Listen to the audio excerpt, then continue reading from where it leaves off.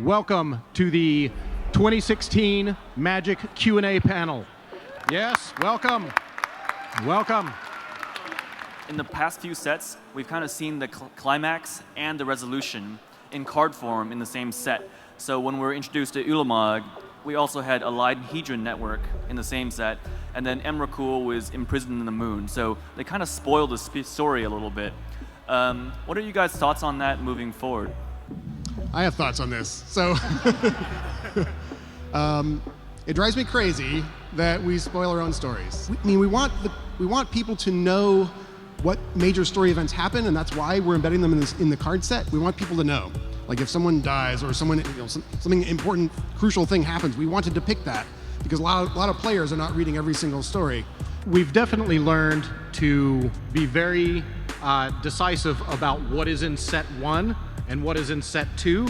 Like Four Shadows over Innistrad, there was a very brief conversation that like, should the last card in the set, which is kind of meaningless, show Emrakul rising, right? And we decide like, nope, because as soon as the visual spoiler's released, you know all things simultaneously, so that just gets moved an entire 3 months later. It's about Liliana. Does she care about the other members of the Gatewatch at all? Liliana is a wonderfully complex character. One of the little bits that I put into her origin story for Magic Origins was a moment of hesitation before she gave up her soul, in effect, which let her tell herself that she was still okay. She has a very complicated relationship with Jace based on their history together. And I think it's pretty clear that she wants to not care at all about him, and she kind of does. I know that sometimes when you guys are creating a world, you sort of build the world first and then create the mechanics after, and sometimes it's the opposite. And I was curious which process you used for Kaladesh. It's usually not that simple either way, and Kaladesh in particular had a lot of back and forth.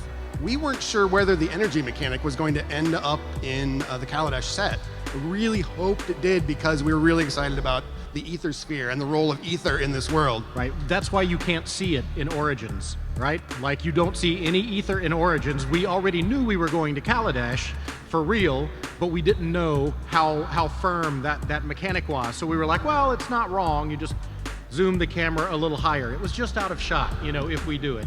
What about the Aetherborn makes them black? So the Aetherborn were a solution to a problem. We definitely wanted a world where undead and necromancy wouldn't really make sense. So this is kind of Black's greed and ambition twisted in a kind of a Kaladesh way. The Aetherborn love luxury. They love partying for themselves. They love living their lives to the fullest, and in that way, they're seeking their own goals. It's an interesting twist. It's definitely more of a challenging version of a black-aligned race. But we thought that it was really hitting what Kaladesh needed and a cool twist on Black for this world. When a new Aetherborn comes into existence, an existing Aetherborn will take that one into their care to pass on that wealth to the next generation, as it were. Doesn't that go against like the Aetherborn's will of live life to the fullest? It's like when they die, shouldn't they have like no money to give away?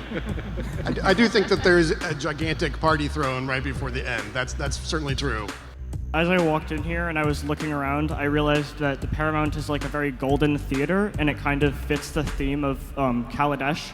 Was that intentional, or did it just kind of fall into place perfectly? A lot of the similarity is just because, like, at the base, what is remarkable about this theater is the amount of hand craftsmanship, right? It looks like someone loved every little piece of detailing in here.